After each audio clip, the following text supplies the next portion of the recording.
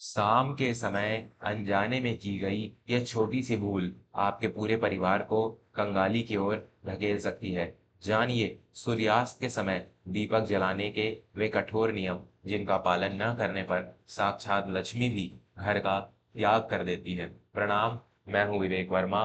Verma stories के सभी दर्शकों का स्वागत है।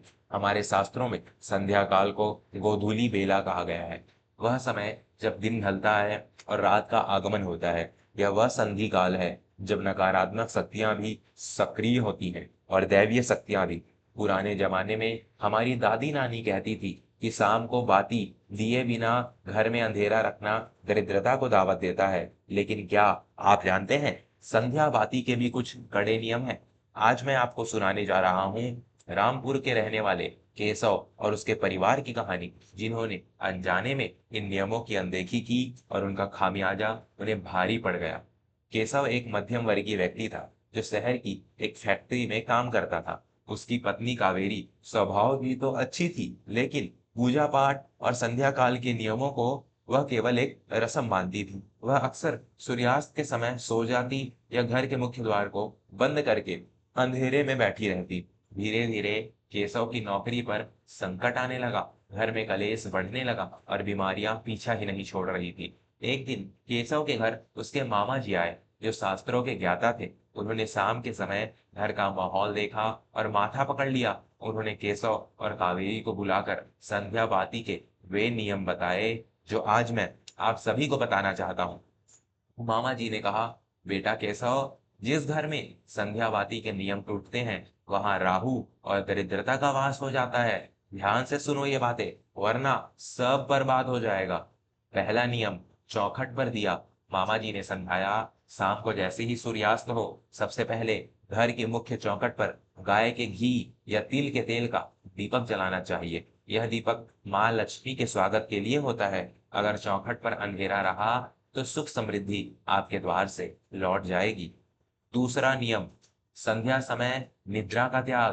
कावेरी को टोकते हुए उन्होंने कहा, सूर्यास्त के समय जो व्यक्ति सोता है वह साक्षात रोगों को निमंत्रण देता है। इस समय सोने से शरीर की ऊर्जा कम होती है और आयु क्षीण होती है। शाम को जागकर ईश्वर का स्मरण करना चाहिए। तीसरा नियम, घर के कोनों में उजाला। संध्यावाती का अर्थ केवल मंदिर में दिया जलाना नहीं है। शाम के समय घर के हर कमरे में कम से कम एक बार रोशनी जरूर करनी चाहिए। बंद कमरों और अंधेरे कोनों में ही नकारात्मक ऊर्जा अपना डेरा जमाती है। चौथा नियम, तुलसी के पास दीपक। हर सनातनी घर में तुलसी का पौधा होता है। शाम को तुलसी जी के पास शुद्ध घी का दीपक जलाना और उनकी परिक्रमा करना घर के वास्तु दोषों को जड़ से खत्म कर देता है। पर याद रहे, शाम को तुलसी के पत्तों को छूना या जल चढ़ाना वर्जित है।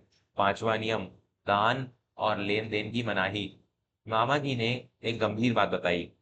संध्या काल में कभी भी किसी को नमक, दूध, दही या धन उधार नहीं देना चाहिए। इसे लक्ष्मी का विसर्जन माना जाता है। जो स्त्री शाम को अपनी दहलीज से सफेद चीजों का दान करती है, उसके घर का वैभव धीरे धीरे समाप्त हो जाता है। छठा नियम, भोजन और झाड़ू। सूर्यास्त के समय भोजन करना या घर में झाड़ू लगाना वर्जित है। झाड़ू लक्ष्मी का प्रतीक है और शाम को कचरा बाहर फेंकने का मतलब है अपने घर की बरकत को बाहर फेंकना। सातवां नियम, बाती की दिशा। दीपक की लौ हमेशा पूर्व या उत्तर दिशा की ओर होनी चाहिए। दक्षिण दिशा की ओर लौ रखना केवल पितृ कार्यों में किया जाता है, सामान्य पूजा में नहीं। कावेरी ने अपनी भूल स्वीकार की और उसी दिन से इन नियमों का पालन शुरू किया। कुछ ही हफ्तों में केशव के घर का वातावरण बदलने लगा।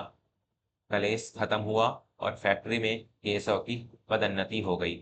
मेरे प्यारे दर्शकों, विवेक वर्मा होने के नाते मैं आपसे यही कहूंगा कि हमारे संस्कार केवल अंधविश्वास नहीं, बल्कि सुखी जीवन के विज्ञान है। संध्यावाती केवल एक दीपक जलाना नहीं, बल्कि अपने मन और घर से अंधकार को दूर करने का संकल्प है। अगर आप भी चाहते हैं कि आपके घर में लक्ष्मी का स्थायी वास हो, तो आज से ही इन नियमों को अपने जीवन का हिस्सा बनाएं।